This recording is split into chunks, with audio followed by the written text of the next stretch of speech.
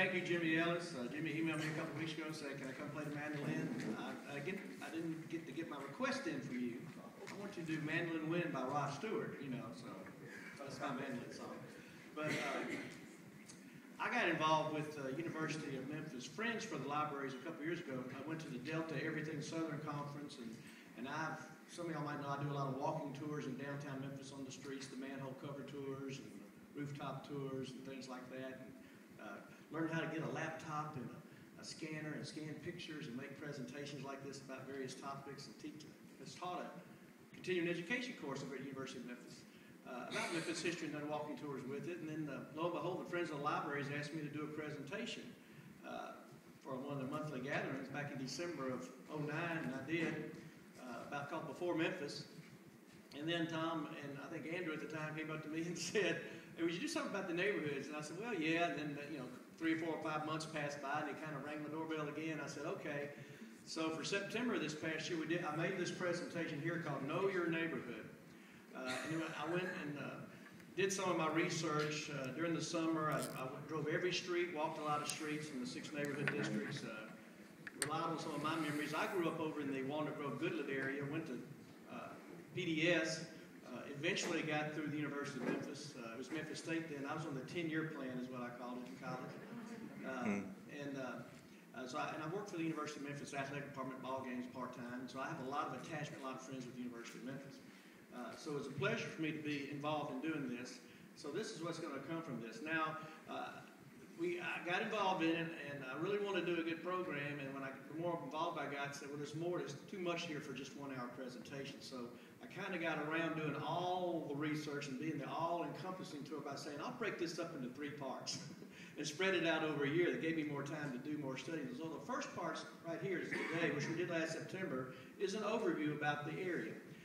And then hopefully in the next couple months, as we start this gathering process with the collections and getting people out of the attic. In fact, let's go right here. Part 2, I want to be a second presentation we got signed up for April 20th over at the McWhirter Library, which hopefully we can get a return engagement here at the Fellowship Hall at St. Luke's somewhere in April to show what we've gathered up information-wise over these 3 or 4 months since we made the initial presentation, whether it's out of the collection box, the library, or people calling me and say, I want to tell you about so-and-so, my home here that's been here 80 years, or my family, or my street, or something that happened in the neighborhood, or their experiences on Highland Strip, or on and on and on. We'll take any information, collect it.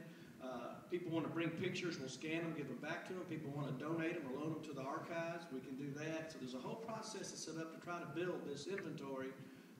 And it's so important, like Mark mentioned, about the NOAH, the Oral Histories project of, we're not going to be around 20 years from now, 100 years from now. Well, some of us aren't.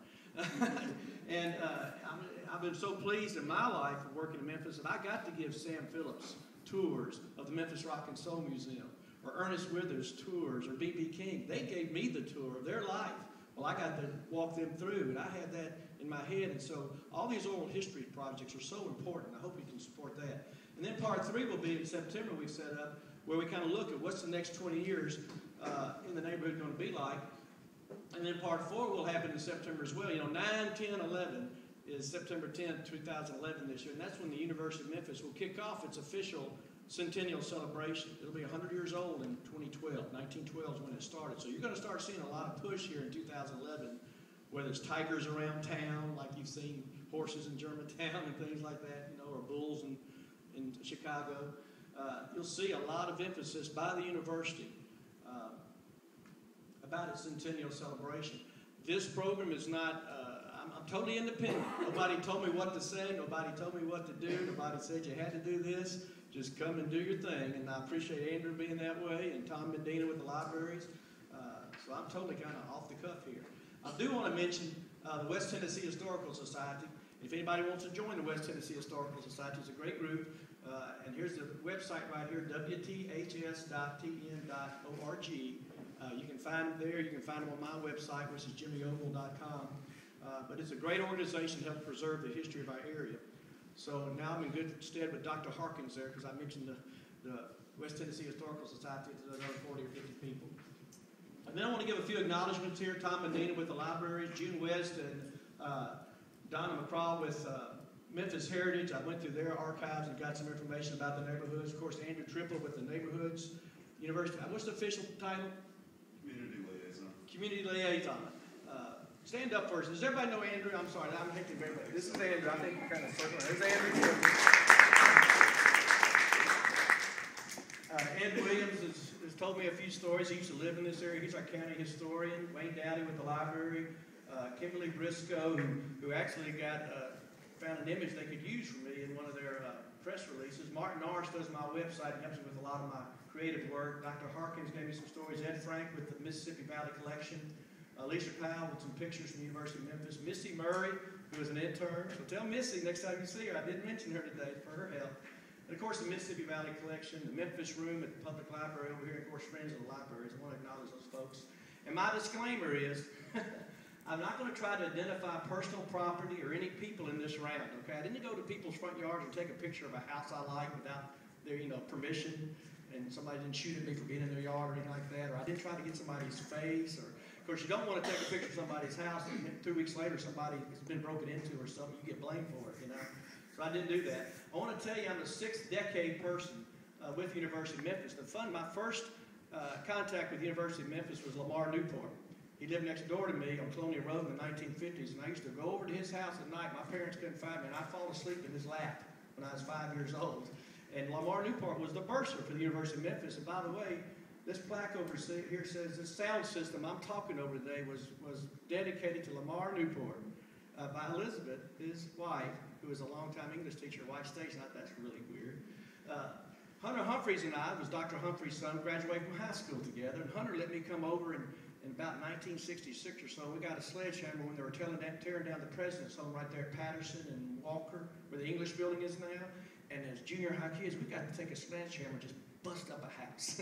How cool was that? It was cool for me. I still remember that.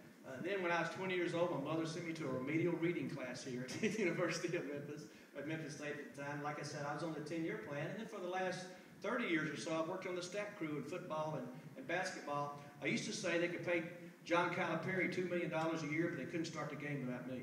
Because I was the clock keeper. I controlled the TV and I controlled the referee.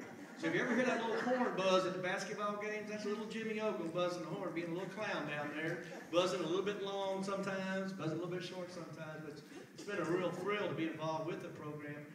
Did Mark Lee, well, there is Mark. Can we talk about what's happened lately with the Tigers and why they've rebounded and been